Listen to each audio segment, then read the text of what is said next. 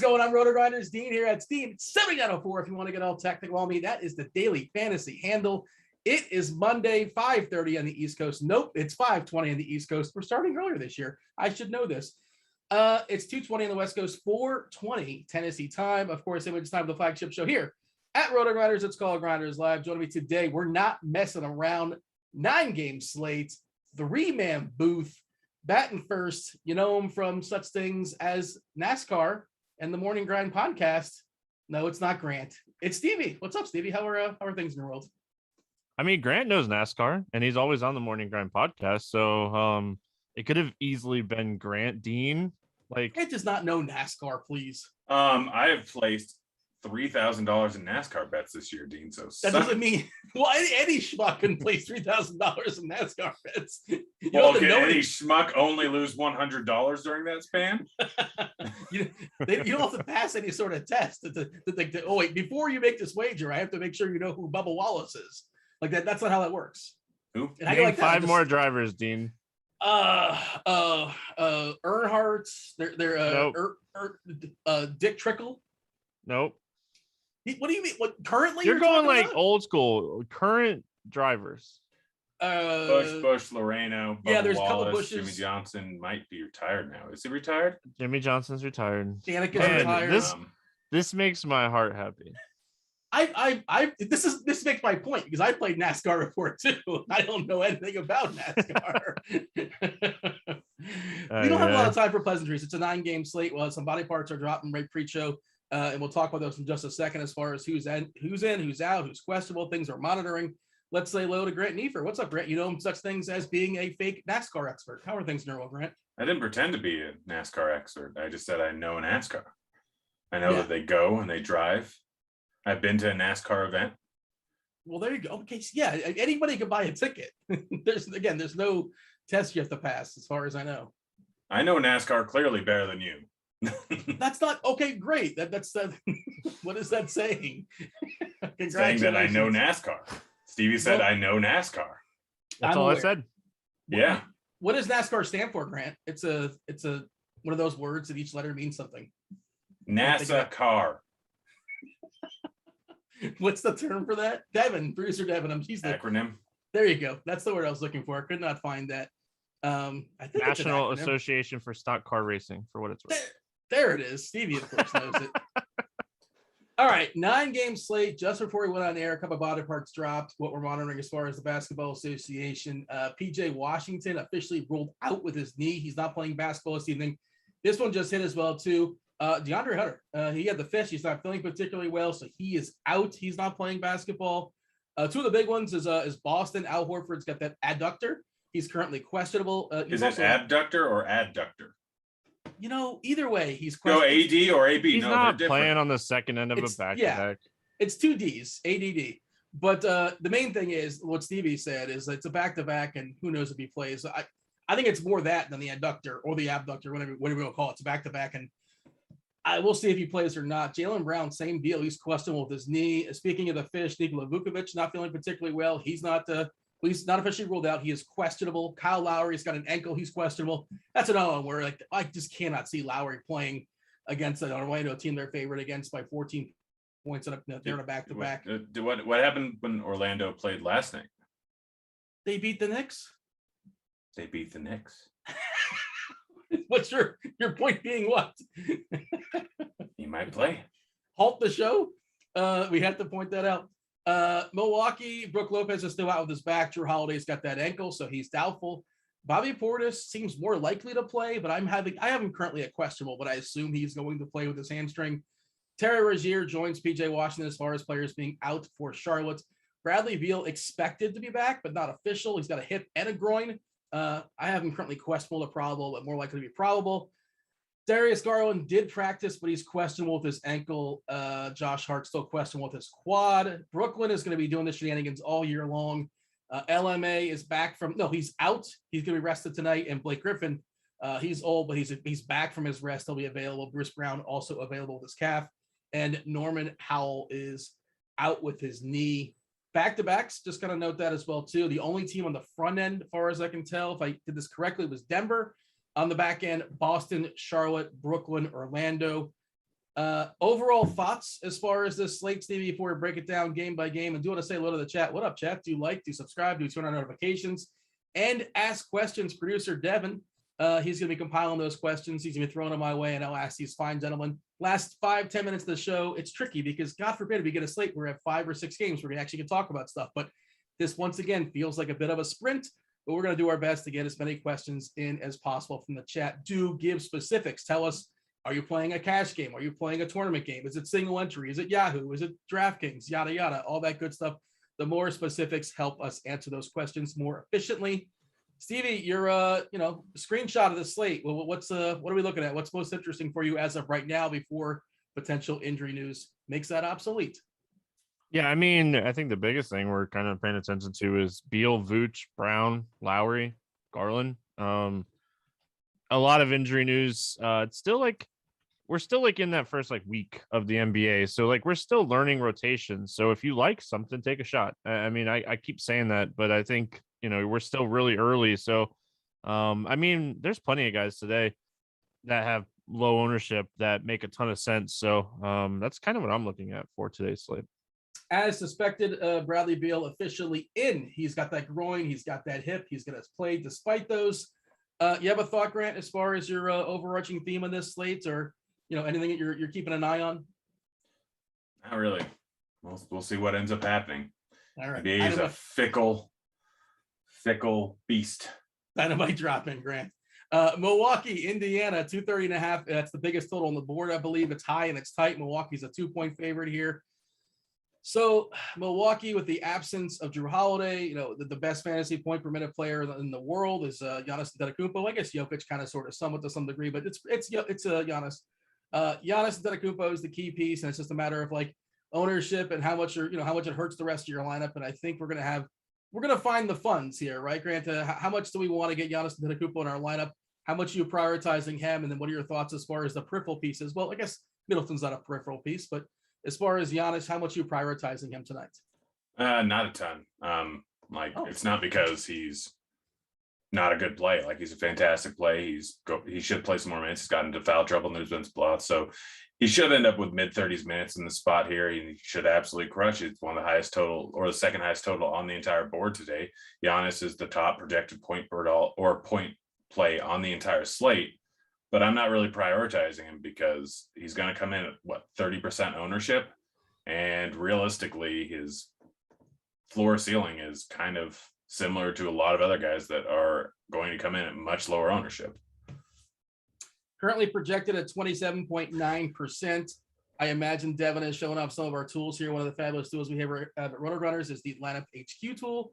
That's what I'm kind of focusing on right now. If you want to use that at your own leisure, Get yourself RG Premium, $10 off the first month. If you want just basketball, have at it. Just basketball, $10 off. Or you get all the sports: football, baseball, basketball, college variety, MMA, PGA, hockey, CSGO, everything with the exception of NASCAR, $10 off that way as well. Link is in the chat. Stevie, your thoughts as far as Giannis? I'm surprised that Grant kind of sort of somewhat not waved Giannis. I understand we live in the world of the salary cap and all that. I did not wave him. I said he's a top point projected raw points play on the entire slate. And then you're not prioritizing him. I'm not. I did not waive him. I said that he's good and he's probably a guy that you should have in cash, but ownership means that I'm probably going to go elsewhere. Yeah, I mean, if 2 out of 3 people don't have him, it's basketball. This isn't a baseball ownership thing. So I don't really, 30% ownership is not like a big number to me. It's not a huge number, but in comparison to Jokic, it's a pretty huge number. Yes, Jokic is an awesome tournament play, and we will not disagree on that. And, you know, if Jaylen Brown doesn't play, I think all of a sudden, dollar for dollar, Tatum becomes probably one of the best plays in the slate, if not the best play in the slate as far as the big spends. And we're still waiting for that Horford news, still waiting for that Brown news. Jump in here, Stevie, your thoughts as far as the Bucks, and also if Portis plays, especially if Portis starts. He's one of the potential salary savers on DK, where he's 4.2K. Like him over there. Your thoughts as far as Milwaukee? I mean, I like Giannis a lot. I think this is a great spot for him. This game, I like the game stack of this game. You know, you can run Giannis back with a low-owned Sabonis. You can run him back with the Duarte. Miles Turner is someone that I really like in this game. I think he has a lot of upside here. So, I mean, there's a lot of ways, and Prize Picks has Miles Turner at like 12.5 points. I really like the over on that over there. So, this is a spot where if this game stays close, Miles Turner should have no problem getting 12.5 points. So, just overall, I think this is a game that you can game stack. This projects as one of the highest totals, like you guys have said. It opened at 229. It's at 230.5 already. So I mean, yeah, there's value on both sides of this game. Well, you mentioned Prize Picks. Let's go ahead and give the people the promo code Prize Picks. So the promo code is Grinders. With your first deposit, you get 100% deposit bonus up to $100. And Grant, I believe you have a couple Prize Picks winners for the people as well, right?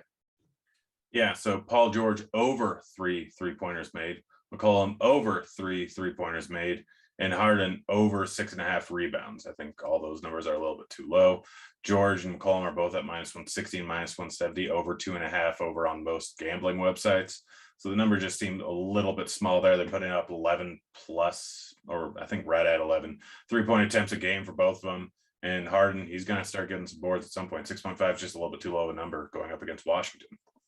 By the way, when you say 3, if it hits the number, what is that? Just a push? I assume that's not a loss. You play more on Prize Picks than I do. Oh, I don't know. I've only just started. It's a push. Okay, yeah, I only just started. I just started like a week ago or so. And I haven't. Yeah, they had that situation banned me yet. in. It just so if it's a 3 for 3, it goes to a 2 for 2. And if it's a 2 for 2, it goes like a single bet, I assume. I don't know if you can get a single, so I don't know. I would have to check, but I think if you do a 2 for 2 and one pushes, then it either cancels the contest or you don't get it back.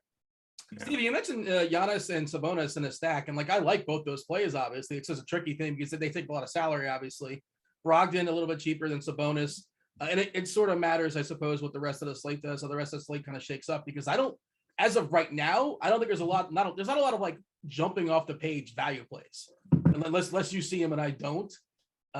It's again, I'm not here to say it's a bad idea. It's just that I think the rest of your lineup's not going to look so great unless we get some news to kind of shake stuff up. Yeah, I mean, I like the Giannis, Duarte, like Turner stack more because the other two guys are like 5K on DraftKings, and you know it makes it kind of average out a lot easier. But Sabonis, you're getting at probably 5 to 8% at this rate, so I think I would go Duarte like Turner and run it back with Giannis, and as the game stays close, I think that stack has a really good chance to exceed in value. Anything else in this game, Grant, or shall I move on? No, I would just want to reiterate that I too like Duarte and Turner. Yeah. And also we got a new Jaylen Brown's going to play. Yeah, Jaylen Brown's going to play, which is a little bit surprising, and that pushes back on Tatum to some degree. And that's a good segue into our next game. And let me know, Grant, because you're probably all over it. Let me know if you get an alert as far as Al Horford, because I would imagine those two pieces coming together. Gary Harris also. And Al Horford ruled out that exact second. There it is. Yeah, that makes sense. And that's a good segue because we saw in game one, well, Boston at Charlotte, 223.5 is the number. Boston is a 1-point favorite. Brown in, Horford out on the back-to-back. And, Robert Williams is kind of sort of someone interesting. Played 35 minutes the first game that Horford didn't play, 45 minutes in total when you include the overtime stuff. And then the last two games, he hasn't been spectacular. You saw a hit as far as his rebounding rate, and that, I would say, correlation with Horford being on the court. Horford's been spectacular the two games he's played for Boston. Now you kick Horford off. I think Robert Williams gets elevated one more time. We saw Grant Williams actually thrive in the last game, more so than Robert Williams. Robert Williams, terrible usage guy as well too, but he also can get his dunks here and there, got to get his own rebounds, that kind of thing. Point being, what's your thoughts here, Grant? I like Robert Williams distinctly more, knowing that Horford is out. Long story short. Yeah, I'm trying to put in a bet right now over on Caesars, has him at plus or over 9.5 at plus 110. Bet the over on Williams, right? I don't know what the numbers are, but like just whatever, they're just standard. Yeah. Horford just got ruled out. Yeah. Yeah, that's what. I'll see myself out. Stevie's on delay. All right.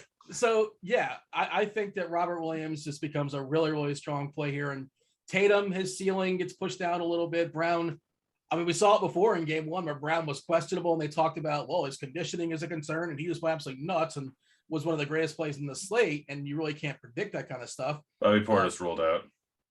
Who's this? Oh, Bobby Portis out. Oh, okay. So that makes maybe we can walk back on that one.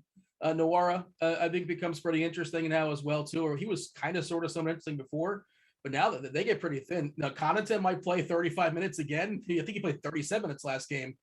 Milwaukee's really, really thin. Of course, Dante DiVincenzo still has his injury too. He's yet to play a game this season. Yeah. Okay. Interesting. Yeah. If Portis is not playing, you got some value in that Milwaukee side. Other thoughts here. Well, Steve, you jump in here as far as your Celtics, but what's your thoughts as far as general rules? If they're all in, I'm not that interested. But again, Horford being out, Robert Williams kind of pops for me. Yeah, I mean, we knew Horford wasn't going to play. I said on the podcast last night, he's not going to play back-to-backs at the beginning of the season. So, I mean, Williams obviously sees an uptick in rebounds and potential minutes here. Still played decent minutes last night. Just couldn't get it going. So we like big men against Charlotte. We have for years. I mean, this is a great spot for Williams. There's so many good center plays on the slate. So it's just, does he make the cut at the end of the day is the only thing. This game is another good game that we have so many games that project to kind of not stay close on this slate. This is a game, another one that should stay pretty close. LaMelo Ball, his minutes have been just kind of all over the place, mostly negative. He played 29 minutes the first game, I believe, and coach came out and said, like, my bad, I should have played him more. Last game, he was at the scorer's table, and then like Ish Smith was playing so good. Like, let's just let Ish Smith close this out. He's been fabulous in the minutes he's been getting, and the price is kind of sort of full. But I think, Stevie, I think there's a chance at some point LaMelo is going to get 32, 33, 34 minutes, which doesn't seem like asking too much. Again, they are a little bit thin with Washington being out this game. Rozier's been out as well too, which kind of solidifies guys like Hayward and Bridges. But Ball is my favorite player as far as this team. Your thoughts as far as the Hornets? I mean, we just keep playing Melo. I think, he's going to come in a really low ownership on this slate. And if people are going to be playing Robert Williams and potentially looking at some other Celtics, I think the run back options are Ball and Bridges. And they're both projected for less than 5% ownership on DraftKings. So Oubre is someone that's getting some ownership today, and I get why. But for me, I still think Bridges and Ball are the two guys that I'd run back some of these Boston players with.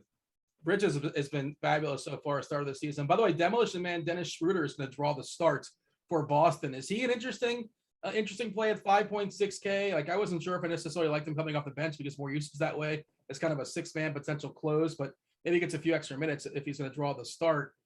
Steve, you got anything as far as Dennis Schroeder, 5.6K drawing the start here for Boston? I mean, Duarte, there's so many guys in this price range that I would prefer over Dennis Schroeder. All right, jump in here, Grant. What do you have for me as far as, if your thoughts as far as Schroeder starting, if that does anything for you? And again, what can you add as far as the Charlotte side? I mean, Charlotte is pretty much just Ball for me. I mean, Hayward's fine without if Rozier's not in there. Have we gotten confirmation on Rozier? Yeah, Rozier's been out all day. Officially, Drew Holiday's out too. He was Yeah, doubtful, Drew just came across. Yeah, we knew just that. got like I just got like 7 alerts. So yeah, I mean it's mostly Melo. Bridges is fine. I think I'd rather go with Hayward, although Bridges has been playing really well. I think I'd just rather take a shot on Hayward. Probably, well, he's looking like he's going to get a decent amount of ownership, but Ball, our current ownership on him is just far too low. I get that he's only played 29, 26 minutes over the first 3 games. I don't really care. Like, I think that might be a little bit fluky. I think that he's going to play a decent amount. Ball is just far too good and far too good of a point per minute producer.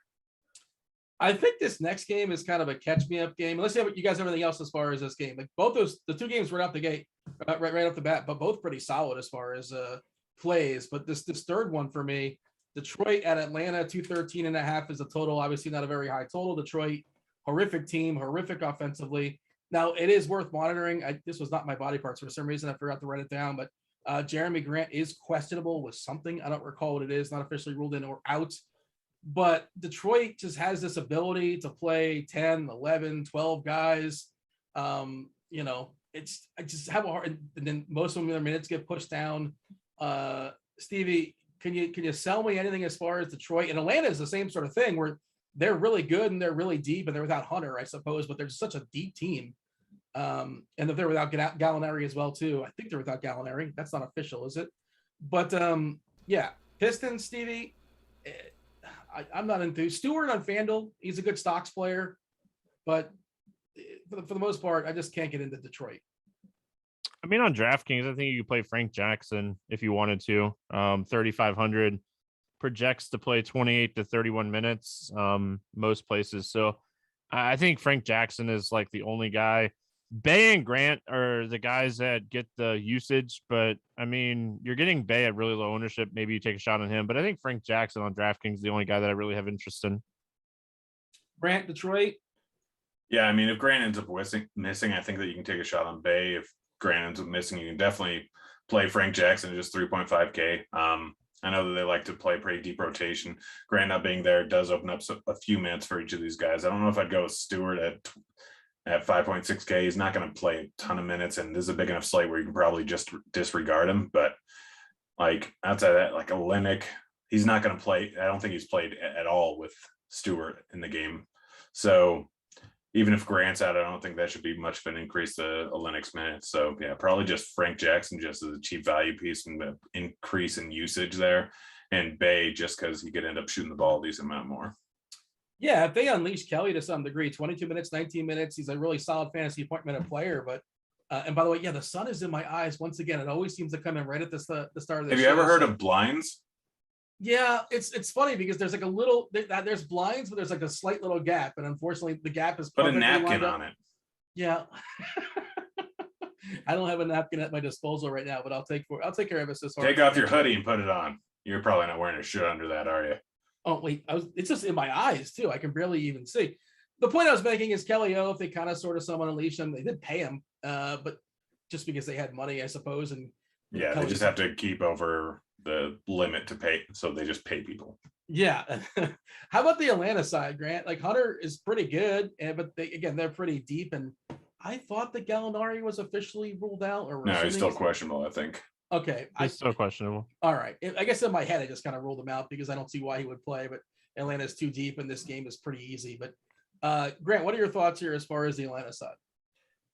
If Gallo's out, then if Gallo's in, I have no interest in anyone outside Trae Young. If Gallo's out, then I think that not the worst idea in the world to play Collins, but I mean, you pretty much have to do the same game stack, hoping that this ends up staying close, which is unlikely. So if Grant ends up playing, then I could potentially see playing Young, Grant, and a guy like John Collins in there. Just hoping for some upside, hoping that this game stays close. But with 11.5 point spread, if Grant doesn't end up playing, I think that could be even worse. I think Detroit's just terrible. So you do look like Darth Maul. Collins, that's a Star Wars reference, I believe. I don't watch the Star Wars, but I'm pretty sure it's you Darth are Maul. Such a weird dude talking about cinematic excellence in movies, and you haven't even seen Star Wars. It's not for me. Like I'm happy that you enjoy it. I'm happy that the populace tends to enjoy it, but it's just I don't really get into it. It's just not it's not my style for whatever reason. I've Weird never seen dude. a Lord of the Rings. I haven't seen any of those, and Harry Potter. I haven't seen that. Does that just I'm blow no your mind? longer. I am no longer taking anything you say about movies seriously. Because I've never seen Lord of the Rings. Like I was like a fine line. We were teetering, You and just that's said it. Harry Potter too. Like you haven't like Yeah. watched some of the most iconic like No, movie series. Yeah. I saw like 4 of the police academies. Yeah. John Collins is like $21 on Yahoo. That's a pretty good price over there. I'll shout that one out if you guys are running on Yahoo tonight. It's a pretty decent price, but otherwise, not much else going on in that game. And I don't think you guys can tell, but the sun is blaring right in my eyes. And I definitely have to fix that. Oh, we can all tell. Yeah. No, I think Reddish and Herter are somewhat interesting now that Hunter's not going to play. Washington assuming Gallo doesn't play.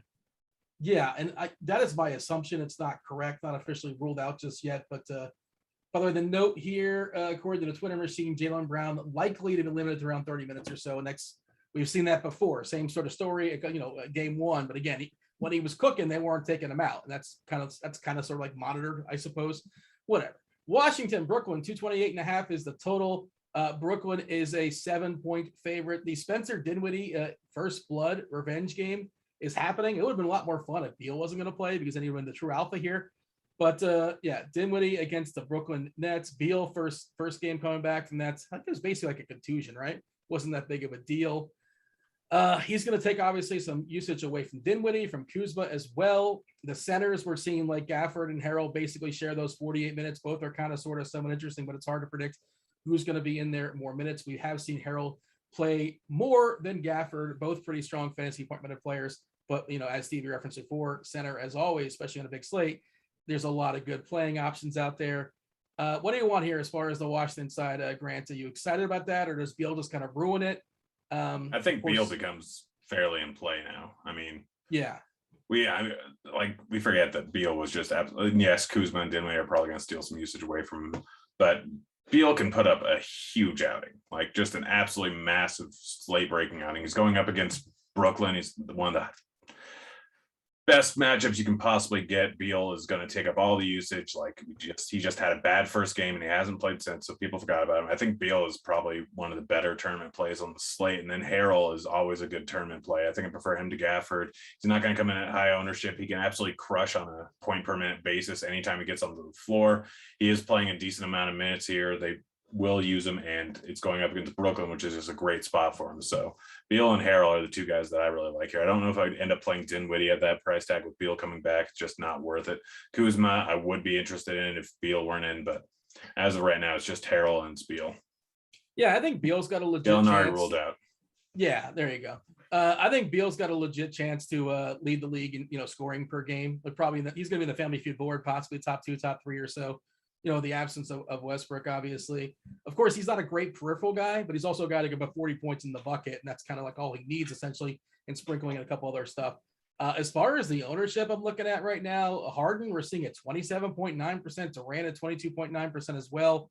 Harden's been distinctly worse than Durant. He's not been great by his standards. He's not getting into the free throw line. Of course, there's some chatter out there as far as the new rule in the league, as far as drawing the penalties, and Harden was one of the biggest. I don't know. He would exploit the rules of having people jump into him or jumping into other people, just ways of getting fouled. It's a small sample and it'll adjust to some degree, but just kind of factoring that in, I guess. Steve, you want to give your thoughts on Washington, by all means, go for it. But I think the Harden Durant conversation is important. As far as the peripheral pieces on Brooklyn, they're all kind of sort of somewhat interchangeable. It's hard to get excited about any of them. Thoughts? I mean, Beal is interesting for tournaments. I like Harrell a lot. I don't think he's affected by Beal being in there. I think Kuzma and Dinwiddie's prices are kind of priced if Beal wasn't in there. So probably not going to play those guys. And then as far as Brooklyn is concerned, for me, I mean, eventually like Harden or Durant are going to have big games. I think I like Harden more than Durant for this game. But I think they both have the same type of ceiling. And I think Durant might have a higher floor, but you're paying the extra $700 for that. And I don't really want to play Blake Griffin or Joe Harris or Patty Mills or anybody. No. Brooklyn's just not a sexy team DFS wise. You don't think Patty Mills is going to repeat that like 7 for 7 3-point outing he had the opening night? That's not going to. Yeah, he can do that like 3 or 4 times a year, and I'll still be way ahead not playing him. You'll never know when it's coming either. Like he absolutely can do that, but you can't predict it, and that's basically all he is, more or less. Or maybe like when Harden is out and like Durant is out when game 77 or something like that. All right, you got anything else here, Grant, as far as this game, or shall we move forward? I like Harden more than Durant today. Why? Cheaper. All right, fair enough. Chicago, Toronto, 212.5 is the total. Toronto is currently a 1.5 point dog. It is worth noting Nikola Vucevic currently questionable, not feeling particularly well, which it's a weird thing because Chicago doesn't have a lot of depth as far as girth, as far as height. On their bench, they have, Alize Johnson, Tony Bradley, a really good fantasy point minute player, but who even knows how much run he would get. And, they're just going to close a Caruso anyway. Caruso's been like a great 6-man for him. He's in their closing rotation, and this game would almost definitely go small because Toronto is always happy to go small. Chris Boucher is someone they absolutely hate. Nick Nurse despises him. Any chance they have to kick him off the court, they're happy to do so. Precious Achiuwa has elevated his minutes of late. Boucher has gone the other way. Birch, not so much either. I think Achiuwa is one of the interesting cheapies on this slate. But as far as the Chicago side, Grant, you start us off. Fun team. I think the usage would just kind of congest around Levine and DeRozan. It is a DeRozan the revenge game. I saw somebody in chat talking about that as well too. What's your thoughts as far as the Chicago side? They become more interesting, obviously, if Vooch doesn't play. Yeah, I mean, if Vooch ends up playing, then yes, probably gonna stay away from them entirely. If he doesn't end up playing, then I think it's a pretty big boost for both Levine and DeRozan. I think both of them become viable with me having more interest in Levine. I mean, it's just so much of a usage drop off. They're probably going to end up going small. I think Caruso is interesting play if Vooch doesn't end up playing, just because he could be in there for a little bit more, and he probably gets a little bit of a usage boost. So it's pretty much those 3 guys. I mean, Lonzo Ball, I don't really want to pay $7K for when I can go up, but just a little bit more for DeRozan and Levine. So it's a spot where I think that Vooch news is pretty big for the slate, especially if it doesn't come in until later, and you can do some swapping around before people really get a chance to notice. Kyle Lowry will warm up with the intent to play. That's surprising. I thought they would give him another day just because it's Orlando and they're at 15. The classic Dean mush. Well, I mean, I was correct about Gallinari. I mean, no one thought he was going to play. You vehemently vehemently said Lowry will not play. Oh, vehemently. Now you're adding adjectives. Stevie, I don't really see any way that he ends up playing today. I mean, it's just going up against Toronto, going up against Orlando. Like, I don't see him playing today on a sprint bad ankle, going up against a team that just isn't going to win. We have a time crunch right now, Grant. We can save this conversation. So don't say stupid things for that long a period of time. We got a 9-game slate. We got to hammer through. Of course, you guys are premium members. We will. Crunch time comes up later. Crunch time, by the way, extended an extra 10 minutes this year, starting at 6:20, taking you guys all the way up to lock. 6:20 on the East Coast. Stevie, feel free to give your thoughts as far as the Bulls, but jump on over to Toronto as well. And again, we have to be a little bit more concise because it's a 9-game slate. I mean, I don't have a ton of interest in this game if Vooch plays. If Vooch sits, I think Lonzo Ball would be the forgotten piece. Everybody will play Levine and DeRozan. So, I mean, for tournaments, Lonzo would be interesting. And then really the only guy that I have a ton of interest in on Toronto outside of Van Vliet is Precious. He's just, the minutes are there. The price is good. It's just another center play. That's my only concern. Yeah, Precious has earned his minutes. Very first game of the season, he played 18. Next game, 25. Next game, 33. His minutes are going in the positive direction, and his price is still pretty appealing. 4.5K. Get yourself a cheap double-double potentially on DK. Grant, thoughts as far as Toronto? Anything you want to add outside of Precious? Do you have a thought? Of course you can play FAV. Of course you can play OG Anunoby. But are these premium plays? Are these guys that, that are jumping off the page for you, or just guys are going to kind of sort of somewhat work in maybe? Yeah, Fred VanVleet just shot really poorly this season. Like, I don't expect that to continue. Chicago has been a good defensive team, but they've also played Detroit twice. So I'm not fully buying into that yet. Vooch being out would definitely be a downgrade to the defense. So VanVleet, I think, is definitely a guy that's in play. And I mean, don't forget about OG. He can still put up a pretty big outing. He's shooting the ball a lot. He can still get those peripheral stats here. So I think it's a little bit dependent on Vooch, but if Vooch ends up sitting, I think it's a pretty interesting game stack to pair like Levine and or DeRozan with VanVleet and or OG. Scotty Barnes getting a ton of minutes on a run there. Toronto kind of sort of on a rebuild. The rookie looking good, and they're getting as many minutes as possible. His price is pretty appealing, especially on FanDuel. He's a kind of a guy that makes stuff work. Orlando at Miami, 211.5. Orlando, like you said, 13, 14-point dogs here on the back-to-back against Miami. This is Stevie's team. Speaking of minutes, Franz Wagner, they are not messing around in Orlando. The rookie getting, 37 minutes his last game on a back-to-back. And now if Gary Harris joins the rotation, maybe a few minutes get pulled back. Cole Anthony absolutely crushed last night. Good for him. It was right in front of his mom. His mom was sitting courtside. How cool was that? Put up an incredible game there in the Garden. Some interesting fantasy players, Wendell Carter Jr., Mo Bamba, especially on FanDuel when they get going as far as the stocks. But again, bad team. The rookie Suggs has been up and down. He's shown some moments. He's flashed for sure, but this is just a bad team in a bad matchup against Miami. But the prices are pretty appealing too. Stevie, this is your team. Who's pop out the page, if anybody, for you? This game stinks. I'll sum this game up for you. Move on. There's some value in Wagner. I don't think Cole Anthony is going to do the same thing. Miami's a much tougher matchup. Mo Bamba is always someone that has a ceiling because of his block and defensive stats that he can put up. But Wagner and Bamba, and honestly, this game is a cross off for me. I got nothing. My team versus your team, Stevie. We're taking it down tonight. I would really hope so. As someone I'm a diehard Magic fan. I hope they win 5 games this year. Hey, wait, are you pro? You're pro tanking? You finally come to the dark side, Darth Vader? I've always said no one's against tanking.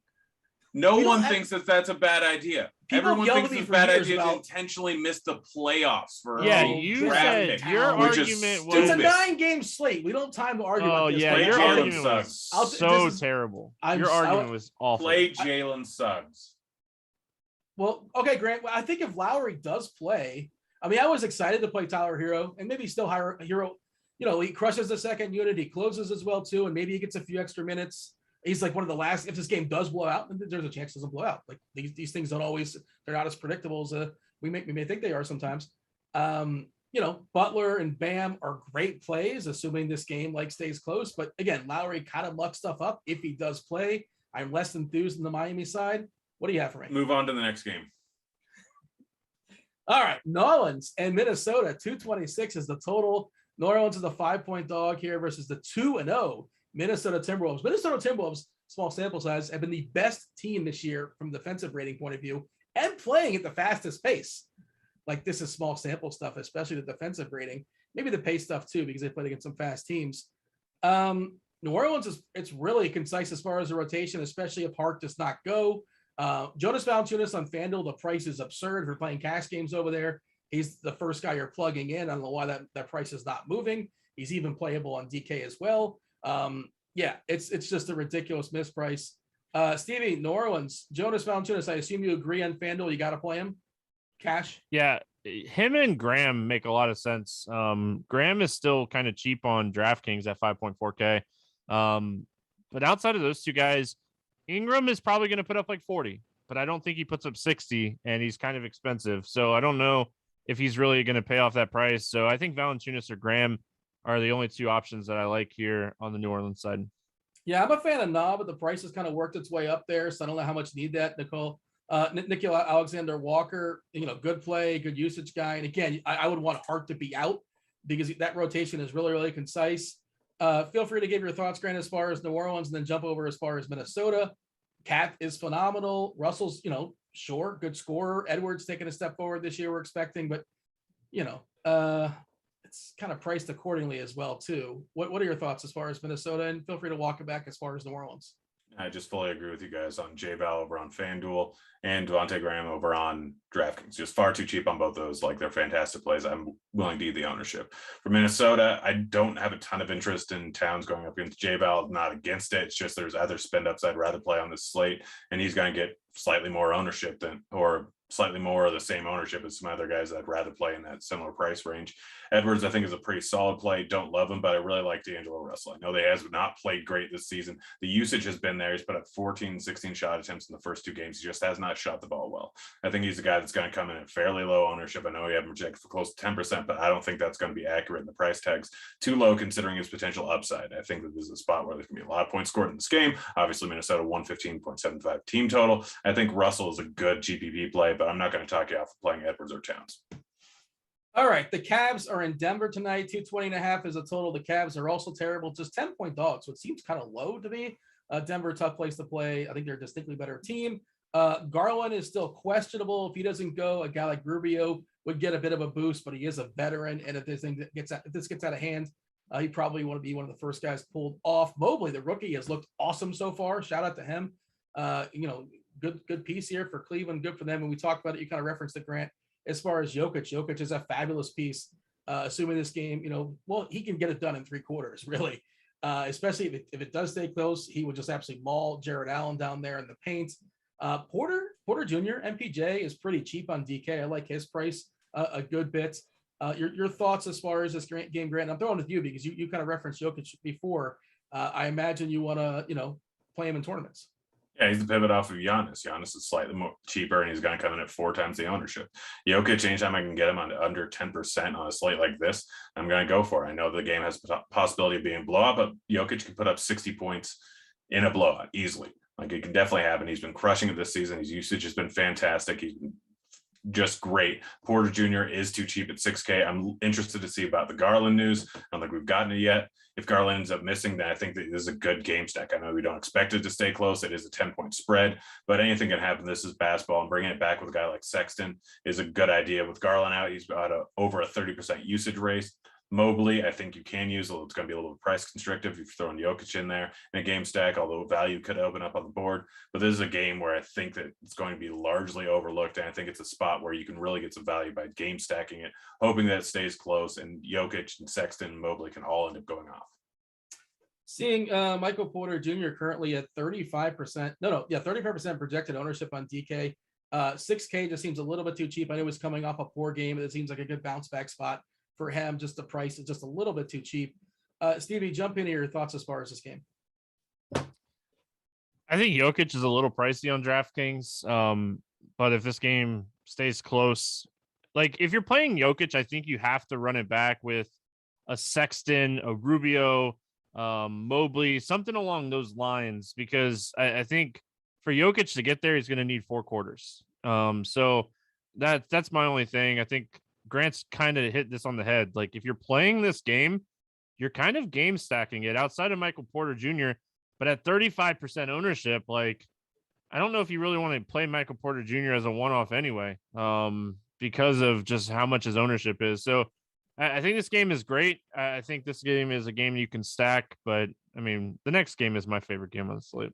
I see Eric in chat saying that Garland is playing. I don't really see where that's at. Cite your source, Eric. Let us know, because I don't see it. I'm trying to multitask here, doing the show and jumping on Twitter as well. I don't see Garland. Which didn't go through to shoot around, but so just checking to crunch time for thoughts on the Bulls. Yeah, that's going to be interesting. And I wonder where they start. Like, are they going to start like an Alize Johnson? If they start Tony Bradley, but that game would just, Bradley can get it done like in 22 minutes.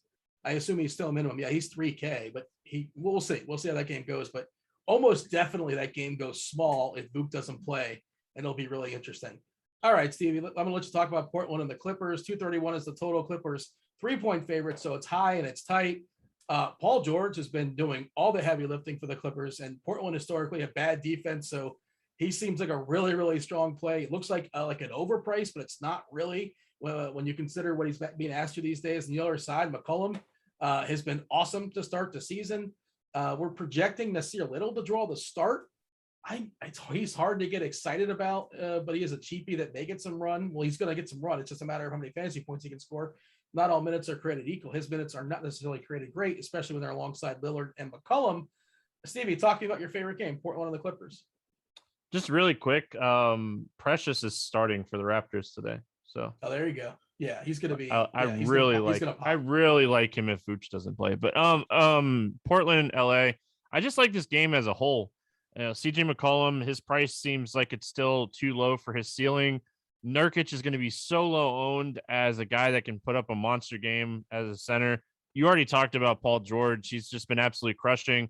This game looks so low projected ownership wise for a game that has the highest total on the slate and projects to be a really good close game with plenty of DFS options. So I'm looking at stacking this game, a few different ways.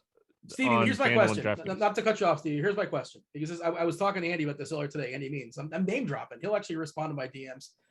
So I won't. Zubac, I don't even try. Zubac was like, I know I'm in the denial. Zubac for the Clippers as basically, he'll get his first rotation in the first half. Well, second half, he gets his rotation and that's it. Doesn't come back. Man's going to be closing. They close small all the time. And even against Steven Adams, Zubac did not close. Steven Adams was out there on the 8-minute mark to the 3-minute mark. My question is, does Zubac close against another big old girthy guy like Nurkic? And if he doesn't, like you reference it, Nurkic would probably crush like Marcus Morris, who's going to be on him. And if he does, he's kind of sort of somewhat interesting. And then I guess one of Bledsoe, Reggie Jackson, or Mann would get booted off the court. But what do you expect there? Do you think Zubac is going to play the fourth quarter for the first time? Because I don't know. And if he doesn't, I think Nurkic is really interesting because nobody's going to be able to contain it. I don't think he's going to close. That's why I love Nurkic today. I mean, I think Nurkic crushes either way, but if Zubac doesn't close, I looked into the same stuff that you were kind of just talking about. Like and I mean, if they're really going to try to close with Marcus Morris on Nurkic, Dame and CJ McCollum need to get Nurkic involved in that, scenario. And I think that's just the appeal of Nurkic's upside in this spot. Got some questions compiled from chat. We're going to get to those before we step aside and get out of here for the next 6 minutes or so before we make way for crunch time. Grant, what do you have to add here? Are you just going to say the same thing more or less, or is there something new you have, or you have a different thought? Because we do have to move on from these questions. If you have something else, please, by all means, share it. Just what Stevie said, and I think Paul George is a good play today, even at his ridiculous price tag. Yeah, and McCollum's been fabulous so far. McCollum's the best play from this game. Yep. Also hit the over of 2.5 3-pointers on his prop. All right, questions from chats. K-Mac, FanDuel tournaments. This is for you, Grant. FanDuel tournaments. Who do you like, Mo Bamba or Evan Mobley? I think it depends. Mobley, if you're bringing it back. Bamba, otherwise. Yeah, that's kind of my thought as well, too. Stevie, DK tournaments. Can we stack Toronto, Chicago with DDR revenge? Yeah, I mean, I think it's more stackable if Vukovic doesn't play, and we saw Vukovic was not around for shoot-arounds. Yeah, I think it all depends on Vooch. I'm revenge. Like in NBA, you could take the ball into your hand more, but I mean, I think it all depends on Vooch. Way more in play if Vooch doesn't play. Grant, PG-13 is the best play in the slate for DK tournaments. Convince me otherwise. We just talked about it. We both like. I mean, he's expensive. He's pricey. He's basically the same price as as Giannis, right? Yeah, no, I still don't hate playing him though. I'd rather bring it back. If I'm doing that, I'm probably bringing it back with McCollum or Nurk. Stevie, single entry tournament for DraftKings. Herter instead of Reddish off the bench. What are your thoughts? I mean, I prefer Reddish, but it makes more sense to go with Herter if you're trying to find that really low in play. Yeah, I mean, personally, I'm probably not playing any of those kind of like thin plays in Atlanta in a single entry tournament, but that was the question. I have Reddish in one of my builds right now. Yeah, all right, fair enough. I don't hate the talent. It's just that Atlanta is just a little bit too stacked for my liking, but they are without Hunter for what it's worth. All right, not a question. Oh, I'm reading. This is from Devin. He's telling Devin says, not a question, just a PSA. You're not supposed to stare into the sun. Thank you, Devin. Just reading that for me. I'll read whatever. I'm like Ron Burgundy. I just throw it on the teleprompter. Hi, San Diego. All right. So favorite Yahoo plays, Grant. I know you did some Yahoo rankings today because I saw your name right there with my name. Do you happen to have any favorite Yahoo plays off the top of the dome? Connaughton's 12 bucks. Ask Stevie the next question, and I'll tell you. Stevie, Jordan Nwora, FanDuel tournaments. He's not bad, right? And I assume this came after the thought of Portis being out. Of course, Holiday's out. Pretty thin rotation, and yeah, Nwora is going to get some run. I don't know if he's going to draw the start necessarily to have an official starting lineup, but like we saw Connaughton play with 37 minutes last time. Game time decision for Jeremy Grant. Thank you for that, Dwayne Casey. Stevie, what are your thoughts as far as Nwora in tournaments? I assume he's one of those guys that just makes stuff work on FanDuel. If Connaughton starts, I like Nwora more because I think Nwora really takes the ball in his hands in the second unit. So I think we're going to kind of wait to see what the starting lineup. I think he's in play regardless, but I think ceiling wise, he has more ceiling if he comes off the bench. Grant, what do you have for me as far as your favorite Yahoo plays? Precious at 12 now. They're starting. Harrell, At 14 is too cheap, and Duarte is 16, far too cheap.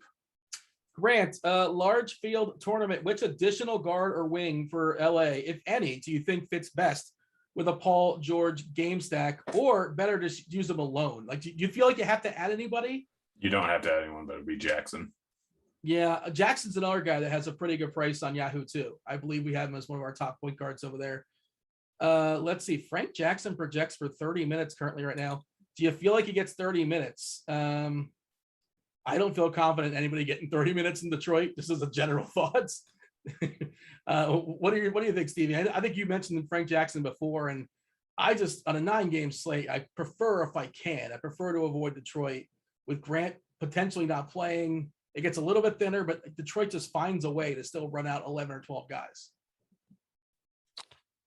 I think the minutes are okay. I don't know, man. It's Detroit. I think he's an okay value play. If he really is going to come in at 20% ownership, I'm probably going to fade him. Grant, you have a bold call as far as the slate. Who's taking everything down? Do you have a favorite game stack? What do you want to say to the people before we step aside and get out here and make way? And of course, hey, if you guys are playing the Showdown slate, we're going to have, there's a Showdown show with, I believe, Blender coming up the lock around 7:30 or so. And after that, myself and Grant, that's when we can argue about stuff, Grant. We'll be talking about, we'll be here watching the Monday Night Football game. Hang out with us for 3.5 hours or so. Say hello to us in chat, and who knows what we're going to be talking about. But what do you have for me, Grant, as far as this game or this slate? Give me a bold proclamation.